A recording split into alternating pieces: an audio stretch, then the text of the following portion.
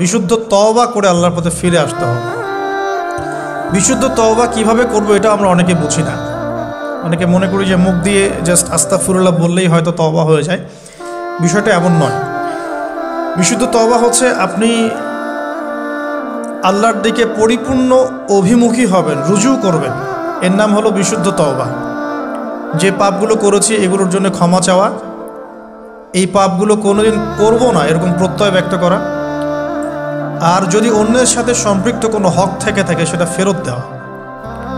তো আমরা আজকে গিয়ে সুন্দর করে ওযু করে 2 রাকাত নামাজ পড়তে পারি।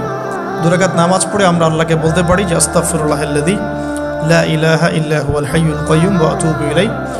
আল্লাহ, আমি আমার জীবনের এই যে একটা বড় সময় তোমার থেকে দূরে ছিলাম, নামাজ কাজা হয়েছে, রোজা কাজা হয়ে গেছে, চোখের হেফাজত হয় নাই, জিনা হয়ে গেছে নাউযুবিল্লাহ, মাদকের সাথে সম্পৃক্ত ছিলাম নাউযুবিল্লাহ, আমরা মিউজিক্যাল ইনস্ট্রুমেন্ট প্লে করেছি, ইত্যাদি ইত্যাদি।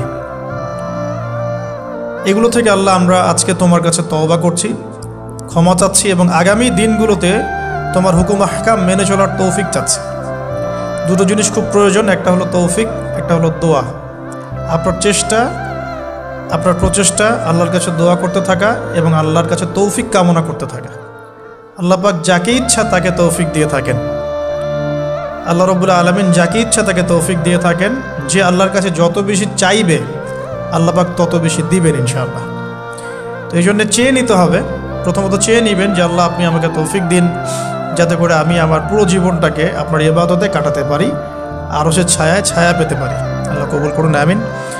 এখন ইস্তেগফার করার পর যার যার হক তাকে থেকে ফিরিয়ে দেওয়া উচিত।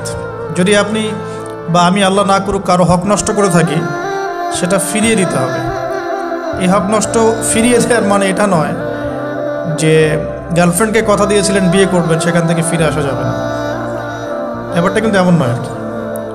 এরকমও প্রশ্ন আমাদের কাছে অনেকে করেছেন যে আমি তো আমার গার্লফ্রেন্ডকে কথা দিয়েছিলাম যে আমি তোমাকে ছাড়া আর কাউকে বিয়ে করব, তো এখন কি আমি ফিরে আসলে, তওবা করে ফিরে আসলে কি এর জন্য আল্লাহ আমাকে ধরবেন কি?